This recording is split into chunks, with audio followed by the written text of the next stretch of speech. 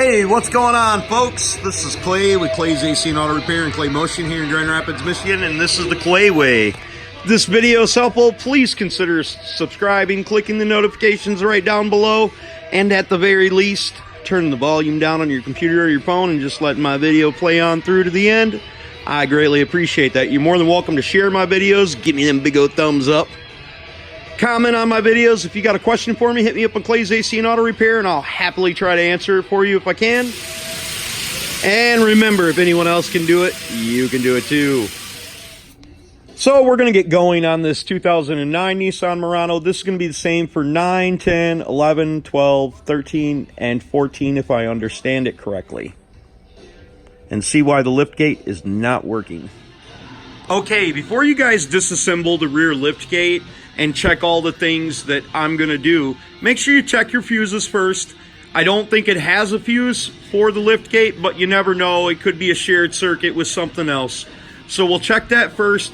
Next thing that we're going to do is we could possibly take it over to a service center that has a really good high-level scanner that can actually get into the liftgate software and reset the codes. If you ever had a battery die or something like that, it may disable the rear liftgate function. That's what I actually found with this one, but I went ahead and took it apart for you guys and showed you guys how to do it and show you how to check the pressure switches, how to check the motors and stuff like that inside here to see what's going on, and kind of did a little bit of explanation for you. I can actually read the codes and actuate the stuff. I don't have the vehicle turned on, but I would have went into all the functions, pressed auto rear lock, read codes, and I read the codes. I've erased them since then to make the rear hatch actually work, and then it actually worked after that. Okay, so we're going to go ahead and check the fuses and all that stuff, but I'm going to go ahead and pop the seat forward, get it in the back of here, and hopefully there's an access panel. Oh, great, there is down there at the bottom, right in the center of your screen. We'll pop that access panel and push the button to open the rear trunk.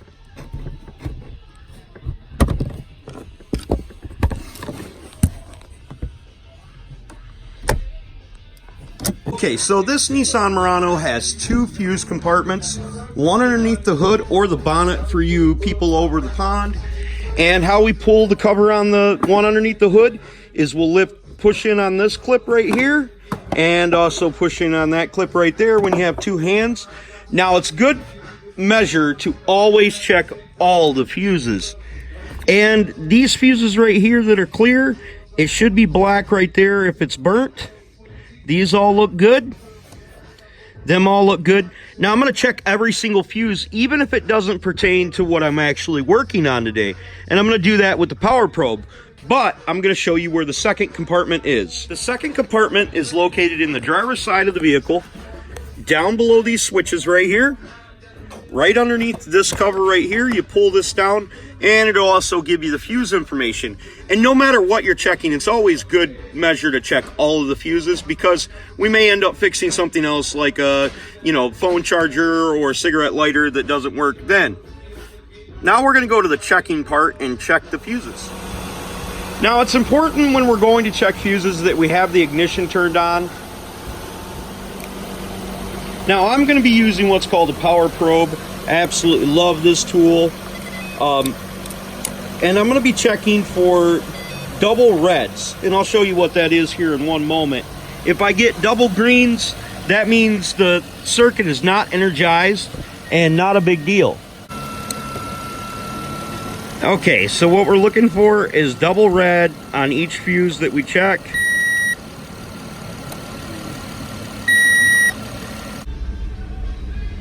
Okay, so if you're ever wondering if the spots that don't have fuses are supposed to be used, usually, and not in every situation, but usually if there is two brackets, it's supposed to have a fuse. But if you got a power probe and you want to check it, you can check for power on both sides of it. What you would see, if it's supposed to be energized, that fuses, if there's supposed to be a fuse in there, one side will be red and one side would be green. If it has nothing, then there's not supposed to be a fuse there. and that means it's not hooked to an actual circuit. Okay, so we checked all the fuses and none of the fuses are bad. So what we're gonna do before we take the plastic part is we're gonna pull down these grommets, and you can just simply pull these down on both sides. And sometimes you can pull out a little bit of the weather strip, pull that up, and check for broken wires. I already checked it for broken wires and there was none. The next thing we want to check is make sure our power switch is off, and then go back to the lift gate and try to open it using the pressure switch. Broken wires, and you quite simply just pull the grommet down. Not sure which side is going to be for the power, and we want to make sure that there is no broken wires up inside there. And we'll just take the wires and give them a little bit of a tug and see if any of them come out. And if any of them come out, that's your broken wires, so we need to repair that. Okay, so now we're gonna go ahead and remove the trim plastic on the trunk, and we just quite simply push these in.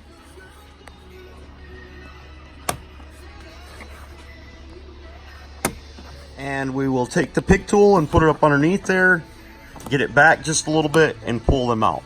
We also want to remove the rear lenses, and we just stick a pick tool inside there and pop them right out, and then we're able to unplug them. We're going to do that on both sides. Now to remove the automatic door closer, we're going to stick a pick tool underneath there and pry it out. Now this is a two-part trim plastic, so we're going to go ahead and get a trim tool. We're going to pry down on this and work our way around the outside edge to pry the trim off. Working on the other side, we're going to go ahead and take a pick tool and pry out the handle.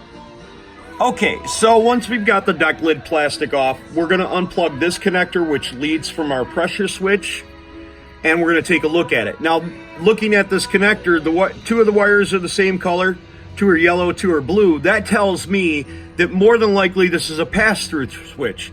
Power comes into it, and when the switch is activated, it makes a loop and sends power back out to the electric motor.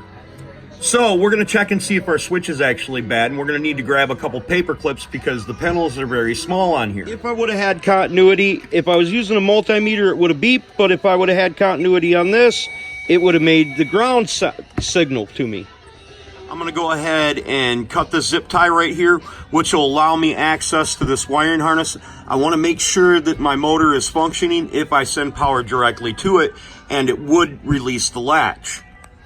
Okay, so I'm going to go ahead and remove this switch, and I'm going to need to push down on this lock right here to disassemble the switch so I can probe the wires. Switch by pushing the lock right here and pulling up on the tab. And that tells me that the wires that I need to send signal through are white and green.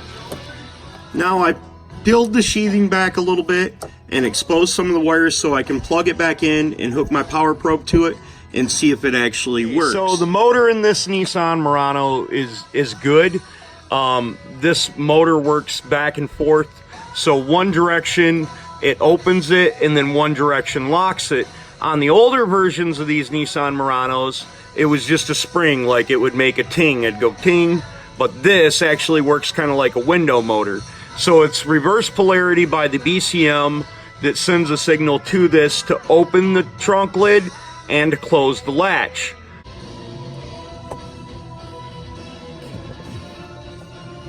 So if this works, if the switch is good, I should be able to reach up, push the button, and get continuity through the switch. And that portion of switch is actually good. And that portion of switch is good. Okay, so I did everything that I could, and then I went to the last thing, which probably should have been my first thing. I got the scanner out, reset the codes for the lift gate, and then all of a sudden it started working. I think what happened was that they had a dead battery, probably had it changed, or it had a fault code on here. You know, something was obstructing it at one point. So what we're gonna do is we're gonna liquid tape up our wires here. Hopefully this video will be helpful for somebody. I didn't actually fix anything, and unlike the last time I made a video about this stuff, I actually added a switch, but you can only do that on the older models. pre-2009. And if that's something that you need and you have a pre-2009, 2008 or older, you can definitely add a switch to them and fix it that way. But I thought it was a pretty informative video, so that's why I'm going to go ahead and post it, and it'll give you some ideas on how to check stuff and, you know, what to look for and how to check your switches and so forth and so on. So she's all working now, which is just crazy to me. I thought there was great information in this video, and that's why I went ahead and posted it. And if you're having a switch problem, it will help you to deduce that, and it will also tell you if you had a bad motor. So, God bless you guys. Please consider subscribing, clicking the notification, sharing my videos, giving me them big old thumbs up, sending me your comments, reaching out to me on Facebook under Clay's AC and Auto Repair if you like. And remember, if anybody else can do it, you can do it too.